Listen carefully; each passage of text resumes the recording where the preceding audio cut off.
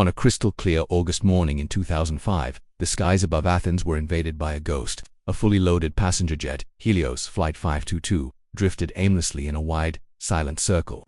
For over 2 hours, it had been a phantom, completely unresponsive to frantic radio calls from air traffic controllers across Europe. The silence was deafening, a void where there should have been constant communication. Fearing a 9/11-style attack on the Greek capital, the military made a swift, drastic decision. They scrambled to F-16 fighter jets to intercept the rogue airliner. What those fighter pilots saw when they closed in would haunt them forever. The cockpit windows revealed a scene of absolute stillness. The captain's chair was empty. The first officer was slumped motionless over the controls. And then, a flicker of movement, a single figure, not wearing a pilot's uniform, moving in the cockpit. This was a ghost ship, hurtling through the sky with the lives of 121 people on board. Moments after this sighting, the massive Boeing 737 banked sharply and began a fatal descent, plummeting into the hills north of Athens. The question on everyone's lips was simple yet terrifying. How does a modern airliner transform into a silent, unmanned tomb in the sky? To understand the tragedy, we must go back to the beginning. In the early hours of August 14, 2005, the scene at Larnaca International Airport in Cyprus was one of typical holiday excitement.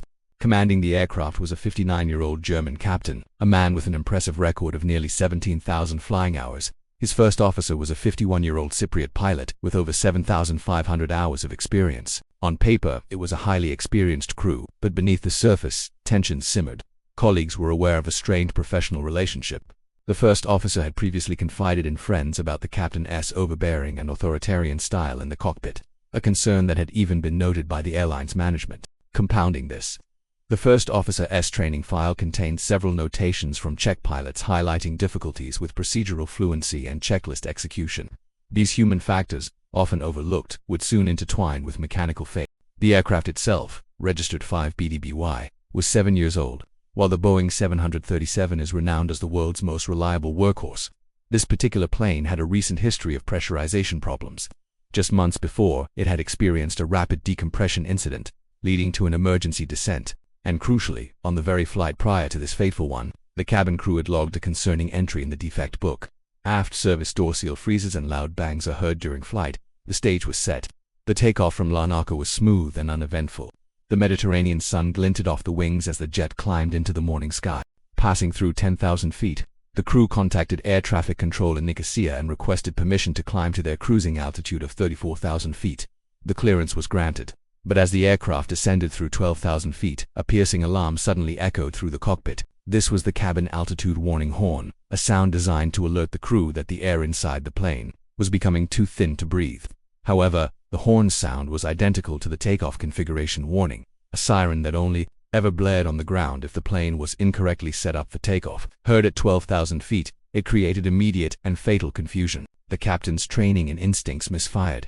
Believing it was the takeoff warning, he reportedly disengaged the autopilot and reduced engine power, actions that would be appropriate on a runway, not in a climbing aircraft. A minute and a half after the alarm began, he radioed the Helios operations center on the ground. His report was disjointed. He spoke of the takeoff configuration warning and mentioned that the equipment cooling fan lights were off. He was fixated on a minor electrical issue, completely blind to the catastrophic environmental failure happening around them. He asked the ground engineer for the location of the circuit breakers for the cooling system. The ground engineer, who had worked on the plane's pressurization system the night before, was baffled. He told the captain the breakers were behind his seat and confirmed the lights were supposed to be off. Sensing the captain's confusion, the engineer had a sudden, dreadful intuition. He asked a critical question. Confirmed the pressurization mode selector is in auto. The captain didn't answer. He simply repeated his question about the circuit breakers. At that moment, in the passenger cabin, the oxygen masks dropped from the ceiling panels. The plane was now a death trap, climbing rapidly into air too thin to sustain life. This is the insidious nature of hypoxia, or oxygen deprivation.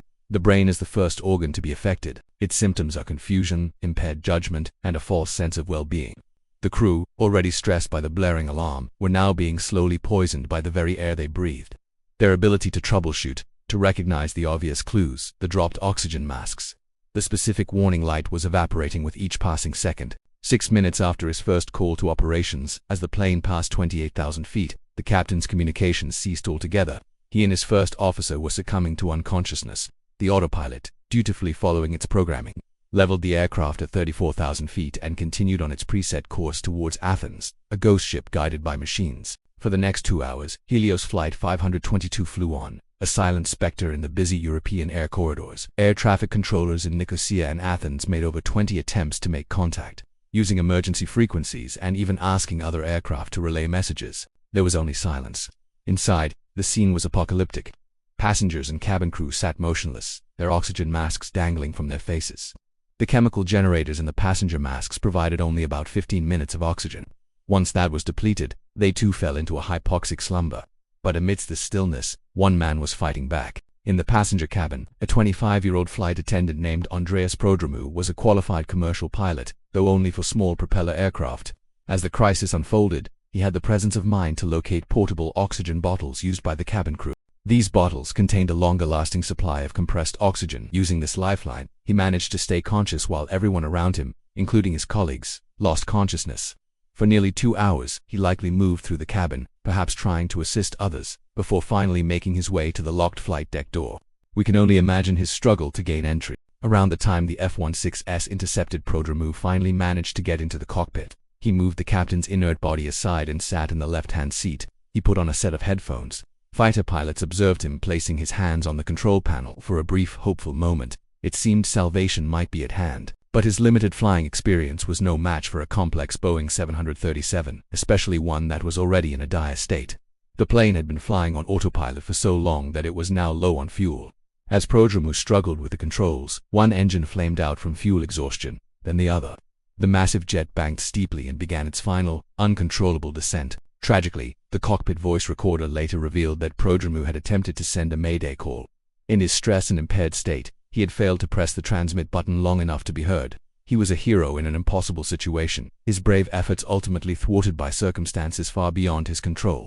At 9:04 a.m., Helios Flight 522 slammed into a hillside near the town of Grammatico, killing everyone on board instantly. The mystery of the ghost plane was solved, but the cost was unimaginable. The official investigation that followed pieced together this chain of errors. The prime cause was a single switch left in the wrong position. The ground engineer, after performing a pressurization leak test the night before, had left the pressurization mode selector on manual. During their pre-flight checks, the pilots failed to catch this error. They then misinterpreted the cabin altitude warning horn, a mistake compounded by the onset of hypoxia itself. The system's safeguards had failed at multiple levels. In the aftermath, aviation authorities worldwide implemented sweeping safety changes. The design of the warning horn was reviewed to make the sounds distinct. Procedures were strengthened to ensure pressurization switches were returned to auto after maintenance. Most importantly, hypoxia recognition training became mandatory for all flight and cabin crew, teaching them to identify the symptoms in themselves and others. The haunting legacy of Helios Flight 522 is that its tragedy made the skies safer for millions. It stands as a stark, somber lesson in how a cascade of small human errors, when left uncorrected, can lead to an unimaginable disaster. If you found this deep dive into aviation history compelling, please like this video and subscribe to Winds of Thought for more content that explores the stories behind the headlines.